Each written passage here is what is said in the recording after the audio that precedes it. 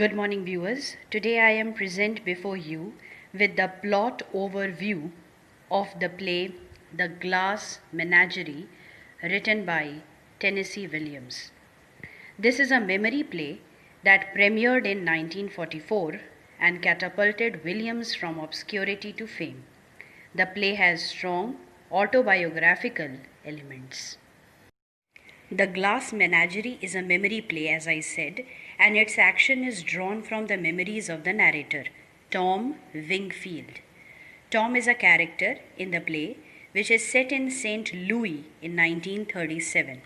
He is an aspiring poet who toils in a shoe warehouse to support his mother, Amanda, and sister, Laura. Mr. Wingfield, Tom, and Laura's father ran off years ago and, except for one postcard, has not been heard from since. Amanda, originally from a genteel southern family, regales her children frequently with tales of her idyllic youth and the scores of suitors who once pursued her. She is disappointed that Laura, who wears a brace on her leg and is painfully shy, does not attract any gentlemen callers. She enrolls Laura in a business college, hoping that she will make her own and the family's fortune through a business career. Weeks later, however, Amanda discovers that Laura's crippling shyness has led her to drop out of the class secretly and spend her days wandering the city alone.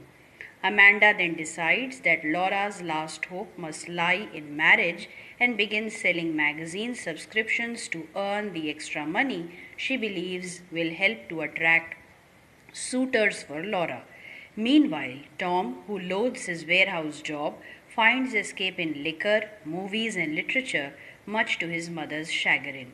During one of the frequent arguments between mother and son, Tom accidentally breaks several of the glass animal figurines that are Laura's most prized possessions.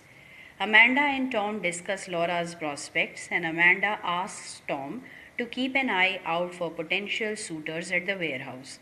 Tom selects Jim O'Connor, a casual friend, and invites him to dinner. Amanda quizzes Tom about Jim and is delighted to learn that he is a driven young man with his mind set on career advancement.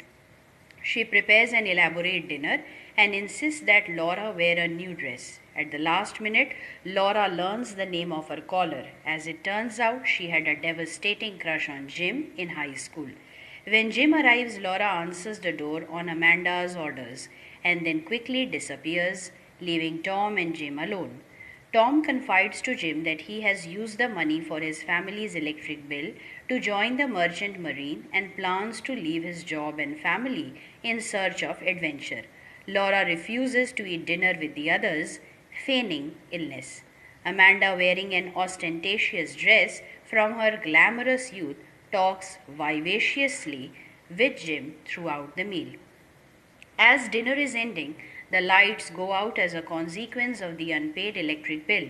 The characters light candles, and Amanda encourages Jim to entertain Laura in the living room while she and Tom clean up. Laura is at first paralyzed by Jim's presence, but his warm and open behavior soon draws her out of her shell. She confesses that she knew and liked him in high school but was too shy to approach him. They continue talking, and Laura reminds him of the nickname he had given her, Blue Roses, an accidental corruption of pleurosis, an illness Laura had in high school.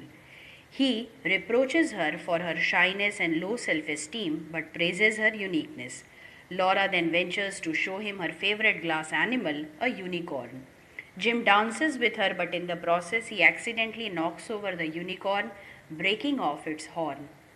Laura is forgiving, noting that now the unicorn is a normal horse. Jim then kisses her, but he quickly draws back and apologizes, explaining that he was carried away by the moment and that he actually has a serious girlfriend. Resigned, Laura offers him the broken unicorn as a souvenir.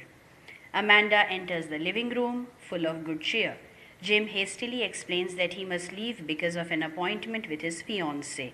Amanda sees him off warmly, but after he is gone, turns on Tom, who had not known that Jim was engaged. Amanda accuses Tom of being an inattentive, selfish dreamer and then throws herself into comforting Laura. From the fire escape outside of their apartment, Tom watches the two women and explains that not long after Jim's visit, he gets fired from his job and leaves Amanda and Laura behind.